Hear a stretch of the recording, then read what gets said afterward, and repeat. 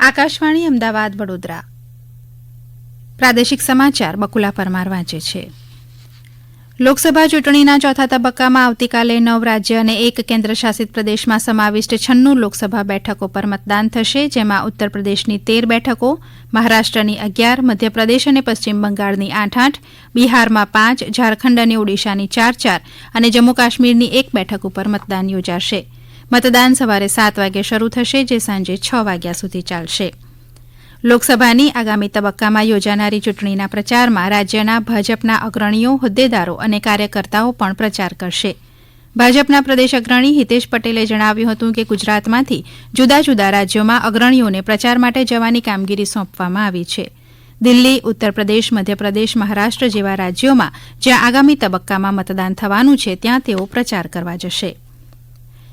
અંબાજીના સફેદ માર્બલને office of the controller general of patents, designs and trademark દ્વારા GI certificate આપવામાં આવ્યું છે. પ્રાચીન સમયથી ધાર્મિક સ્થાપત્ય માટે પ્રસિદ્ધ અહીંના સંગેમરમરે દેશ વિદેશના સુપ્રસિદ્ધ મંદિરોની દિવ્યતા અને ભવ્યતામાં મહત્વની ભૂમિકા ભજવી છે. ઉલ્લેખનીય છે કે રાજ્યભરમાં આ સંગેમરમર એટલે કે માર્બલની ખાણો માત્ર શક્તિપીઠ અંબાજીમાં જ આવેલી છે. બનાસકાંઠા જિલ્લાના દાંતા તાલુકાના પ્રસિદ્ધ ધાર્મિક સ્થળ અંબાજીની આસપાસ આવેલી 30થી વધુ ખાણોમાંથી સફેદ સંગેમરમરનો પથ્થર નીકળે છે. અહીંના સફેદ માર્બલની વિશેષતા એ છે કે તે અત્યંત મજબૂત હોય છે અને કેલ્શિયમની ભરપૂર માત્રા ધરાવે છે. અંબાજી પંથકમાં એવું માનવામાં આવે છે કે આ માર્બલની ખાણો 1000થી 1200 વર્ષ જૂની છે અને આજે પણ ધરતીના પેટાળમાં સંગેમરમર પથ્થરનો ખજાનો ધરબાયેલો પડ્યો છે. માત્ર ગુજરાત કે દેશ જ નહીં પણ વિદેશોમાં પણ અંબાજીના આ માર્બલની ભારે માંગ છે. હાલ દિલ્હી ખાતે નિર્માણાધીન અમેરિકન એમ્બેસીમાં સંપૂર્ણપણે અંબાજીના સફેદ માર્બલનો ઉપયોગ કરવામાં આવ્યો છે. સમગ્ર વિશ્વમાં આજે માતૃ દિવસની ઉજવણી કરવામાં આવી રહી છે. દર વર્ષે મે મહિનાના બીજા રવિવારે ઉજવાતો માતૃ દિવસ માતા પ્રત્યેનો અહોભાવ અને ઋણ અદા કરવાનો દિવસ છે.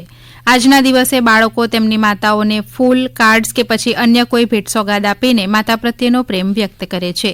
આજે પંચમહાલના ગોધરામાં આવેલા એલોહિમ મેથોડિસ્ટ ચર્ચમાં ખ્રિસ્તી સમાજ દ્વારા માતૃ દિવસની ઉજવણીના ભાગરૂપે પોતાની માતાઓને ગુલાબનું ફૂલ આપી તેમનું સન્માન કરવામાં આવ્યું હતું. ઉલ્લેખનીય છે કે માતૃ દિવસ સૌપ્રથમ 1908માં અમેરિકામાં ઉજવવામાં આવ્યો હતો. રાજ્યભરમાં ગઈકાલે મહત્તમ તાપમાન 42 ડિગ્રી સેલ્સિયસથી ઓછું રહ્યું હતું, ત્યારે આજે રાજ્યના કેટલાક વિસ્તારોમાં ભારે ગરમીમાંથી રાહત મળવાના સમાચાર છે. હવામાન વિભાગે આજે દાહોદ, છોટાઉદેપુર, નર્મદા, સુરત, ડાંગ, નવસારી, વલસાડ અને દમણ, દાદરાનગર હવેલી સહિતના જિલ્લાઓમાં છૂટાછવાયા અને હળવા વરસાદની આગાહી વ્યક્ત કરી છે.